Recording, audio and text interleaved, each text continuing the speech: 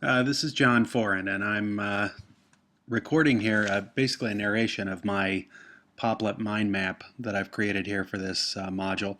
As you'll see here, I've conceptualized effective online interaction as involving five basic components, uh, following the vocal framework: being visible or visibility, organization, being organized, being compassionate, showing analytical abilities, and being a leader by example. And I want to briefly go through each one of these, following the map that's on the screen here.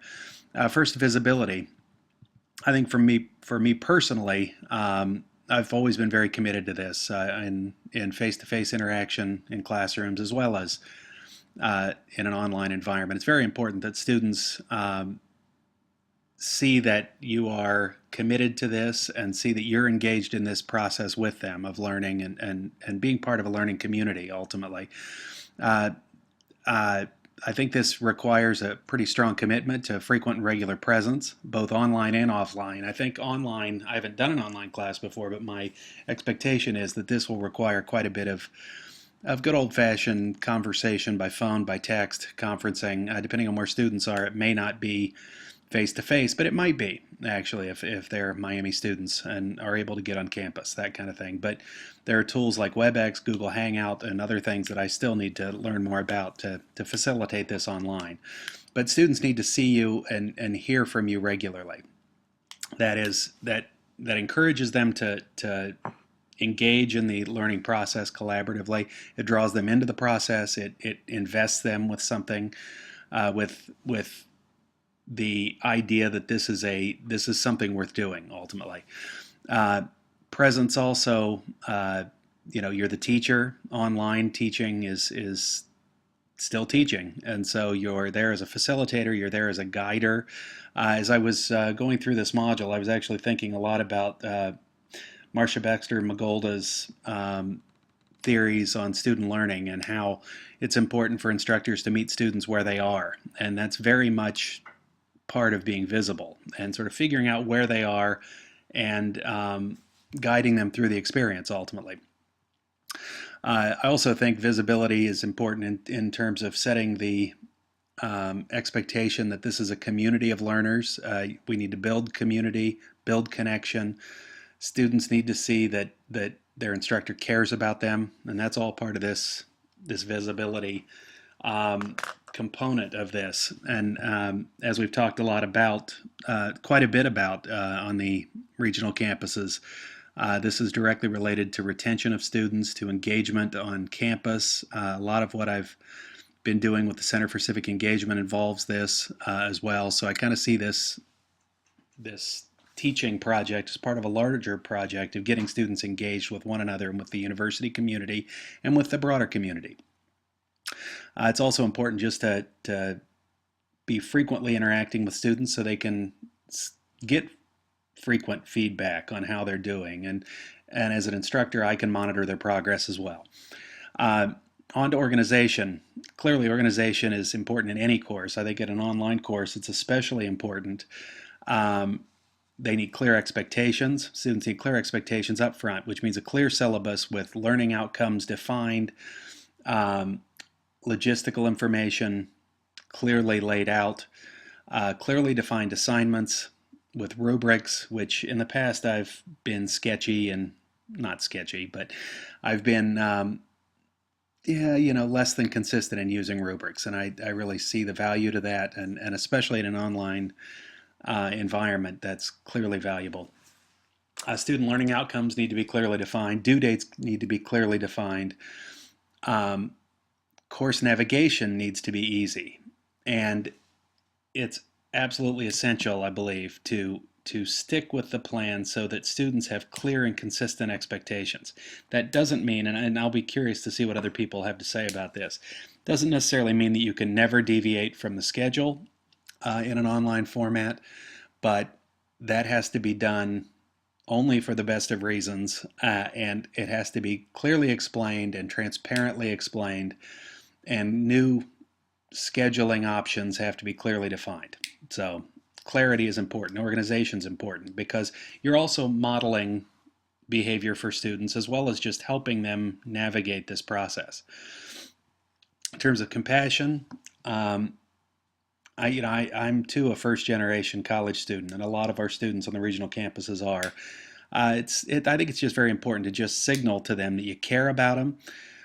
You understand that they have complex lives, and that we all have complex lives, and therefore I think some of this, and again, this is a matter of teaching style, I suppose, but some of this requires just a level of understanding that students have issues that come up.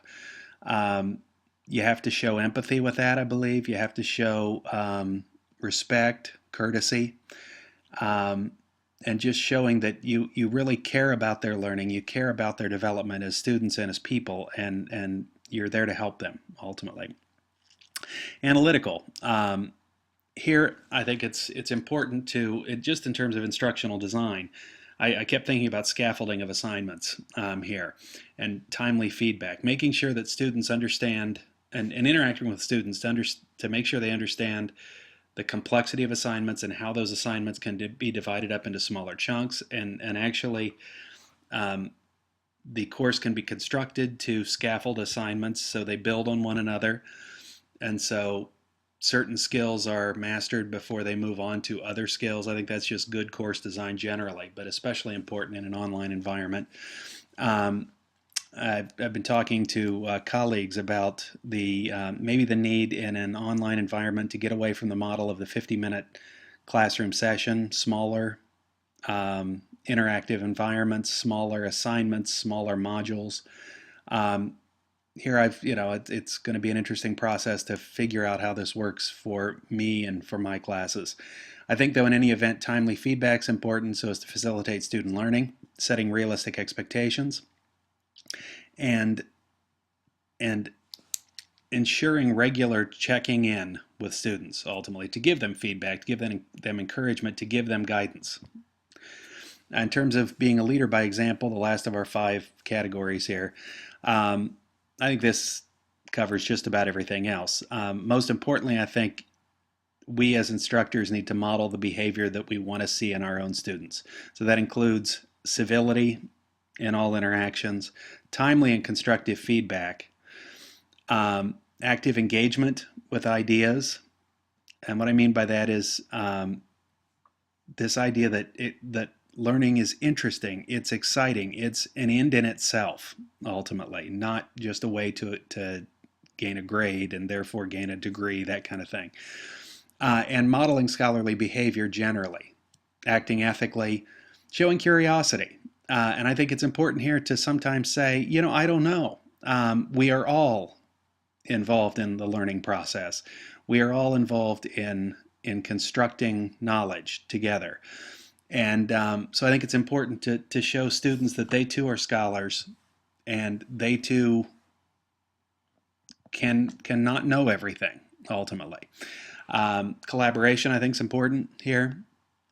And with that, I've been especially interested in this module and learning more about some of these earlier modules too, learning more about these online tools such as Google Hangout that can facilitate peer-to-peer and faculty-student interactions.